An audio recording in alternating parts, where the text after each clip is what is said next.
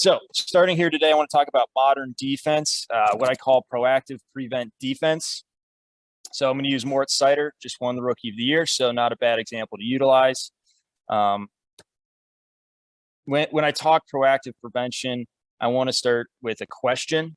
Usually I'm very deliberate in giving answers away here. This one I may be going to give my bias, but I also want you guys to be thinking about what is best. So question I want to ask is, what is the value and benefit of backward skating?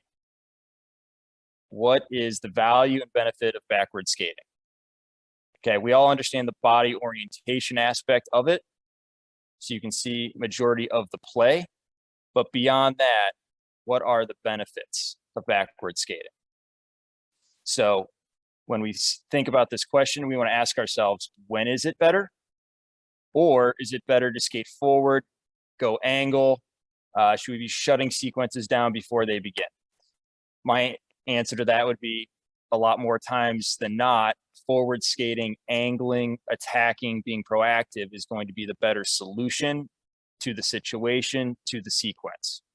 So traditionally we talk about absorbing defense. We're trying not to give away lines, but more often than not, we want our defensemen inside the dots, skating backwards, letting the offense bring the pressure to us as we protect the good ice. Now we're seeing a lot more tactics. I chose a 6'3" defenseman, but you'll see more of like a Samuel Girard, guys that are on the shorter end. We're talking Mitch Korn and Trotz level height, where they're starting early, they're utilizing their skating, and they're stunting plays before it begins, or they're finding ways to proactively create a situation that is in their favor as a smaller defenseman, one that can skate, where they're going to be able to control the entire situation. So as we're going through this, I want to say, what are the ways, when are the times, when, where, and how that we can create these situations where we're in control, where we're skating forward, where we're creating the pressure and proactively shutting this down before teams are able to get red lines, get blue lines, so we're not giving them away and are always in the advantageous position, or how do we put ourselves in that advantageous position? So the first two clips I want to go over here is, in these clips, I just want you to think one simple question: when to skate backwards? When would it have been beneficial to skate backwards during these clips? And would it have even been beneficial at all? So the first one's kind of a gray area, get you thinking. The second one I think is a little more black and white. So guy we're following here, Moritz Seider. I'll try to point him out here. My technology is not as good as Dave's over here, so we'll see how we can do.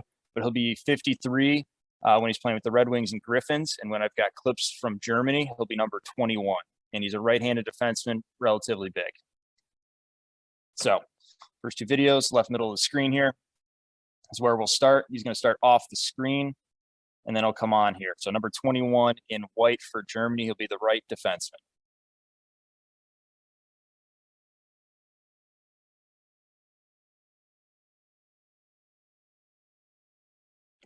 One more time.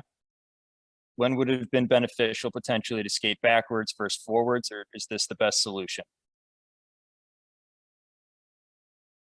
I'll let you decide on that one. Here's one. He's the white guy. You'll notice him. He makes a nice little hit here.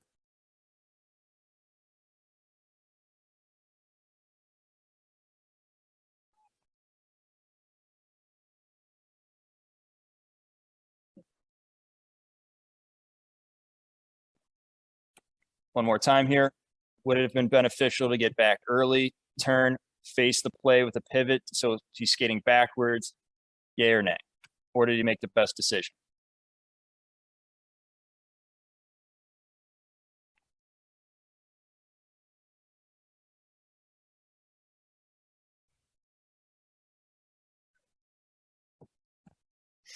All right, so let's find a few sequences, some video clips here that we can show what forward modern skating defensemen are doing to proactively put the play in their favor. So on this one, we're talking about shutting the sequence down early, being a very proactive aggressor when we're doing so. All right, so right here, we're going to see him on the far right side of the screen at the top. He's in the screen right now. Would have been better to go backwards, or did he make the right decision to go forwards?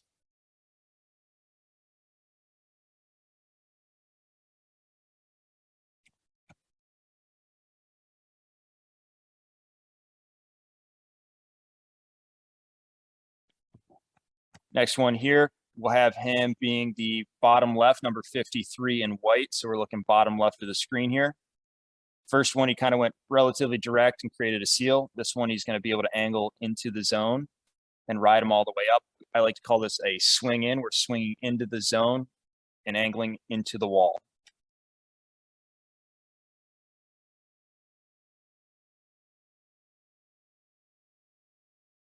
And if we're watching the detail here, really notice how he shapes his route. He starts going wide, but then he cuts back to the middle to make sure there's no cutback for the offensive player before angling him into the wall and forcing that chip out, which is the turnover into the Red Wings' hands.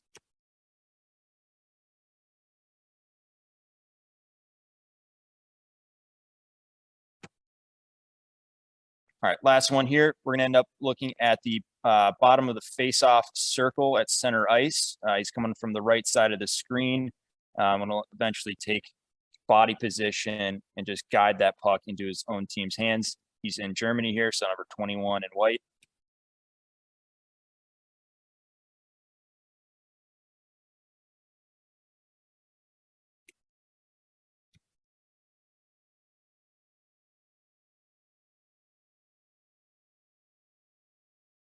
So is it better for him to set a gap, absorb it, skating backwards, or is it going forwards, creating confrontation early?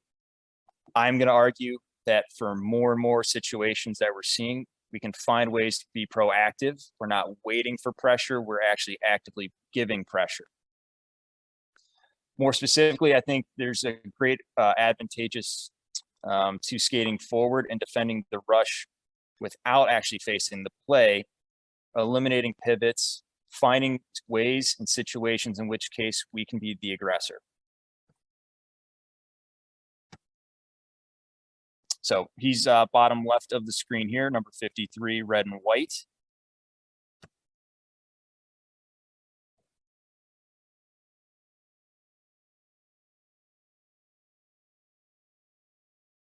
He creates an offsides there. This is one I really enjoy because you can see how he starts in the traditional skating backwards, playing, absorbing the rush, but he goes so far inside and he creates an opportunity that the only real option that the offensive team sees is down the wall. So then he's able to see that that guy gets committed. He goes in hard and is able to create an offsides and really pinch out and force out that player.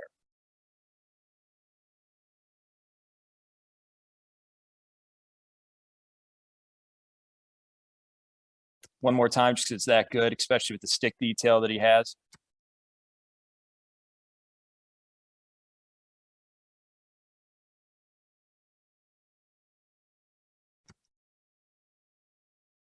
This one here, we're going to see him top right. He's the one currently playing the rush. He's the guy closest to the puck carrier.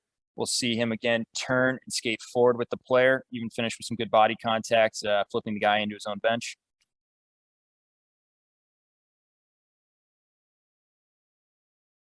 I'm a big proponent of not giving away lines where we don't have to. Would have been better to absorb this rush, play a 2-on-2 with a back checker, or do what he did, try to force the dump in early so his guy can get back and recover that.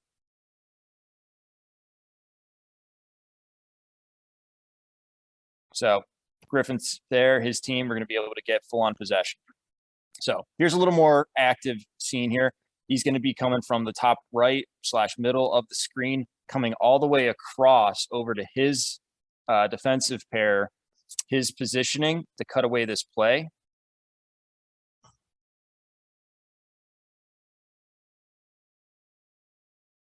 We can see how he gets two stick touches, little ticks on the puck here. And if you notice this would have been a traditional 3-on-2 coming against. He's able to come across, force this play from one guy to the next, and continuously apply pressure all the way through his angle, get two stick touches, two ticks on the puck, and create a bit of a turnover and a 50-50 battle at center ice rather than having a 3-on-2.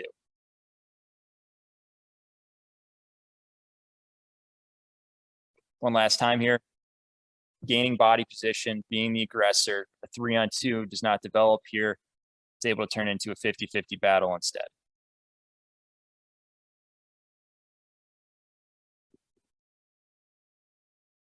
So let me see if I can go back and stop the right moment. So we could see, had he not been there, this would have been an easy 3-on-2 for the Penguins, and then it would have been on them to execute from there. Instead, he's able to get body position, challenge. We're not giving away the red line and blue line very easily. Be the aggressor, skating forwards. So next thing I want to talk about here is how can we utilize this also to discourage the play, where we are now dictating the play of the other team and the options of the other team without even touching the puck or the opponent. So this first one, center ice, is just going to be a simple play, real quick. It's going to go from the defense of Russia up to the player. He sees that there's no good options here. He's going to pass it right back.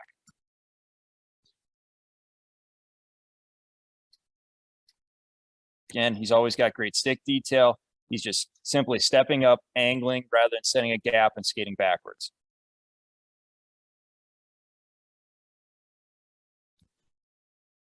Next one here, he's going to be right middle. He's not on the screen quite yet, but you'll see this play goes to the winger on the wall. He's coming down on him, and that play gets moved backwards, giving a lot of time for his team to reset, get back above the puck, defensive side of the puck.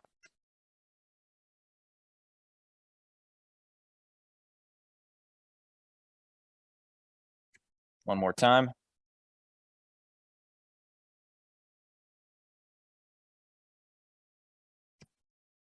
So this last one, want to highlight a lot of times pulling clips for defensemen are extremely difficult because they're off the screen. This one is a little bit better because the person's actually tracking their daughter. We'll know the person who this was, but we really want to showcase how she is going to push up on the play here, skate forward to discourage the play altogether, and make sure that passing option doesn't occur. The other team's actually going to force back and end up not going there, going somewhere else that ends up turning into a turnover.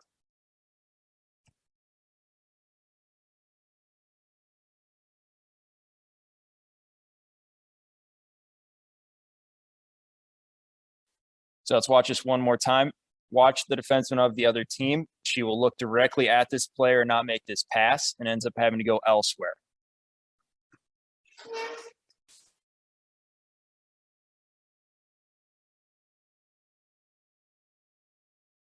One last time, I like to call this sitting on the option. We're sitting on the option. We're suffocating the passing options available to encourage the play to go elsewhere, which in this case is back into traffic.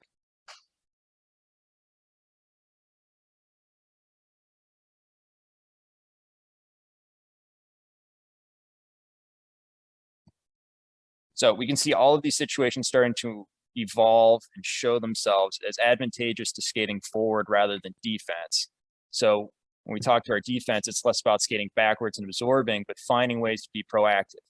I know, especially with youth players and even some of the AAA guys, you're seeing a ton of them being like, oh, it's not my problem until they come to me and then I'll deal with it. Well, let's find a way to get them involved in the game, actively seeking out ways to create situations that are advantageous for their team sooner rather than later. We're not giving away ice, things like that. So this one, I went back and forth how to actually phrase this. I'm going to call it the proactive reactive situation. So we're proactively creating the situation, in which case there are two options for the opponent. From there, we then wait for them to choose one of those two options, and we're going to have the solution to that on the play. And this one is hilarious because they happen 5 minutes between each other in a game and look almost exactly alike. So again, we're going to see the offensive skating, the forward strides, contain, and then we're taking body.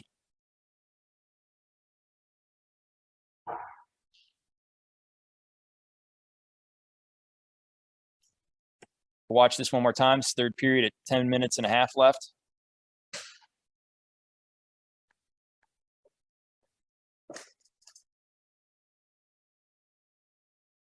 Next video, we're now going to see its third period. Now we've got 5.5 minutes left rather than 10 minutes.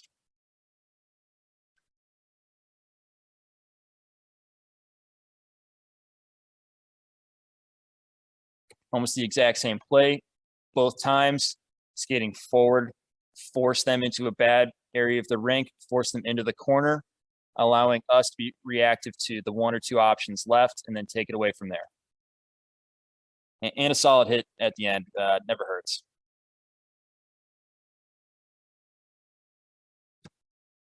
So last video clip I want to show today is what I call angle and retrieve. We're going to see both defensemen, not just one of them. Both defensemen are skating forward to defend, be able to retrieve, and then transition. I would argue that, especially the guy retrieving the puck, if he had to pivot backwards and then pivot forwards, he's losing at least one or two steps and would be unable to escape the pressure here. So you can really see the advantage of having our defensemen skating forward, angling, closing off space, and then being able to transition quickly.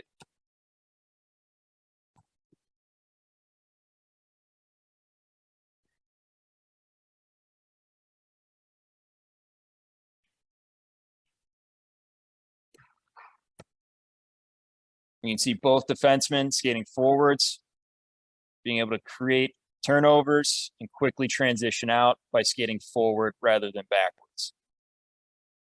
We'll do it one more time for good measure, because I think it's a great clip.